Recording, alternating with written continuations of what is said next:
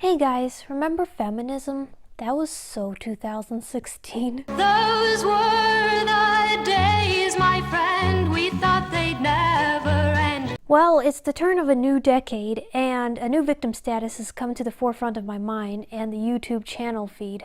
The Manosphere. Yeah, I get it. The marriage system is rigged against men, and it enables Karen to take all of man's resources at the drop of a hat, not to mention all the kids, the money, and just everything, I suppose. But is the Manosphere really the ultimate solution for mankind? Just blaming all the faults on women in the system, just like another quasi-known political separatist does, and then telling other men that women just aren't worth it? Well, that seems to be the mission of MGTOW. The current mission statement of MGTOW, according to my floundering comprehension, is that men are best focusing only on themselves instead of spending their lives with women. Which is totally fine, to say the least, if you want to live a life alone, no problem in that. But MGTOW's reasoning behind eternal bachelorhood is a little interesting and, I would say, pessimistic. One of their reasons being that women are super hypergamous, so that their expectations just become too unrealistic. That women are just not quality women anymore. That women have destroyed healthy gender relations. That women have purposefully sacrificed the prime of their youth for promiscuity and strong independent woman rhetoric, which makes them undateable. That men have become simps and should return to alpha status. That women manipulate men to take all of his resources. That because of all of these systemic changes in gender relations, it's going to do such a disservice to men, and that's why they should avoid relationships at all costs. It's a lot, I know, and I'm going to try to touch on some of those contentions. According to Boss Hunting, MGTOW believes that women only date and breed with those men who are metaphorically above them in the social hierarchy.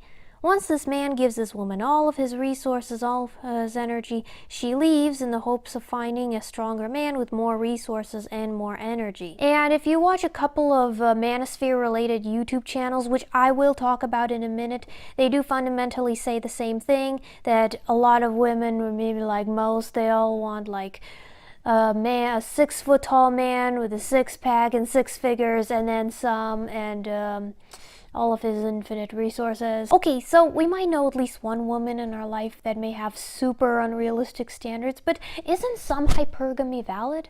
Where's the balance? The reason women may have hypergamous proclivities is because we have shorter biological clocks, as the Manosphere often tries to underline. If a woman didn't have standards, what does it say about her? That she's probably low quality, and I don't think that men want to opt after the low-quality women. Yes, dude, we're saying that women are naturally hypergamous because they have biological clocks, because their fertility rapidly plummets. Ooh, yeah, so I've heard that argument loads of times, and I will say it's kind of a dick move to say that a girl has to get with a guy just because she's young, dumb, cute, and in the prime of her fertility. Look, I do think that the prime of youth is a biological merit, but it's not everything, especially when it's statistically shown that older men can have good or successful relationships with older women. Yes, I understand there's such thing as expiration of female freedom. It's debated everywhere, it's acknowledged everywhere, but I don't think we should do something at a certain time in our lives just because there's a biological limit or an expiration date. Otherwise, we'd be applying the naturalistic fallacy. But hell, what do you say? It sure explains why my friends are always trying to set me up with dudes. They're like, I'm being friendly to one dude, and after that they're like, oh, you should get together with him. And I'm like, what? No, I'm not interested in him. But they're like, but you've been flirting with him. And I'm like, oh, wow. So being nice to a guy is now flirting, huh? And sure, hitting the wall is said to be a risk for all women, but I think that the Manosphere really overemphasizes the wall for the women, when in reality they say that unmarried men live less than married men and are unhappier too. Well, marriage is risky for men. Okay, but look at it this way.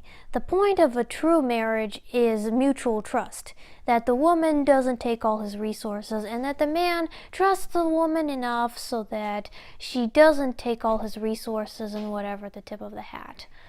I would say blame bad marriages, not the system, because system or no system, like a marriage is always gonna fail if there's no trust. And maybe that's the problem with gendered ideologies, that neither gender trusts the other well enough to form a good relationship with the other. So here's one type of YouTube channel, Think Before You Sleep, that has a certain brand of MGTOWism, I'd say.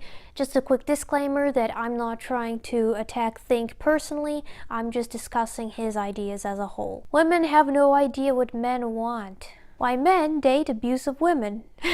Oh, that's a classic trope. Haven't you ever heard of the trope, why women date jerks? I guess we will never know. Polyamory is an excuse for women to cheat. Okay. Remind me, what is the biggest factor for divorce rates? Pornography. Who tends to use it most? Why men don't want modern women. Are you seeing a pattern here? It's only men who suffer from these struggles, okay? Only men. Well, feminists created those problems for men. Feminism eroded good men. If you're talking about the beta male simps that even the women themselves don't want, then maybe. But if there is a woman at the forefront of the mainstream that you don't find desirable, why are you trying to change her? She's not going to change. It's literally written in her creed. I'm not going to change for a man. Wouldn't the solution be to address certain issues instead of telling freshly minted men how slim of a chance they have in marriage and relationships, especially if they want one? Vox teaches women to be undateable. Okay, so basically this video is about how Vox allegedly indoctrinates mothers and women into thinking that motherhood and family is bad. Okay, but genuine question, do you think that women are stupid enough that they don't know what they'd want until they're given it? Genuine question. Yes, I do think that women should be given alternative options instead of just motherhood bad, parenthood bad. But I would think that women who know they are not family oriented know this about themselves for sure, while the women who are more family oriented may circle back after they've kind of found themselves and gotten settled. And let's face it, women who don't want children or are very, very unsure about it, I think are just better not having children altogether. Why should they if it's not what they want? Think one of these days I would like to see you make a video on the types of traits that make people fit to be good parents, not the least of which being desire. One more channel I wanted to touch base on before I sign off, and it's Better Bachelor, and as you can see the title checks out. If this isn't enough of a slap in the face for you fellas, well, you're on your own. She leaves a guy at rock bottom, but when he becomes a winner, she's furious. Woman brags of breaking up marriages and it seems the cheaters win. Oh boy, man, it makes you just want to lay off all the women forever now, doesn't it? Or, if you want to lay off relationships altogether, do. I don't really care, none of my business. But my point being, I think that men and women and just people kind in general have proclivities, have an inherent desire for relationships, despite all the bad apples out there. Equally counterproductive, it seems, is when an entire movement discards eons worth of generational progress via monogamous pair bonding. What I'm saying is that MGTOW, just like feminism, believes that monogamy is unnatural. Oh my god, those two sides really hate each other, and now I just realized they're two sides of the same coin. Feminism says sexual revolution good. Feminism says sexual revolution bad, but in the same breath they say, whoops, never mind, I'm just gonna hop from one night stand to the other. Sorry, but if you want to set up a standard for the type of woman you want in your life, doesn't it mean you should set a certain standard for yourself so that then you can successfully attract the woman that you want? It's a lot to cover, and I know I barely scratched the surface of it all, so if you're interested in such sociological topics, then I suggest you kind of research the manosphere for yourself and decide for yourself how valid their talking points are. I think the MRAs, MGTOW, whatever, men's rights activists, they have some understandable talking points, but just like with any movements, they took a nosedive into unhealthy coping mechanisms and just rhetoric. Yep. rhetoric. One thing is certain, if MGTOW wants to stop dating women altogether, then they'll have to stick by their words. Because if I ever dated one of those MGTOW guys, the first thing that would turn me off to them is not the misogyny or the sexism or whatever, it's the attitude. It's the attitude. Because to them, I'm either terrible or just not insufferable, which honestly sounds like the average political system, but okay. Enjoy your cats. Well, with that attitude, Debbie Downer, much obliged.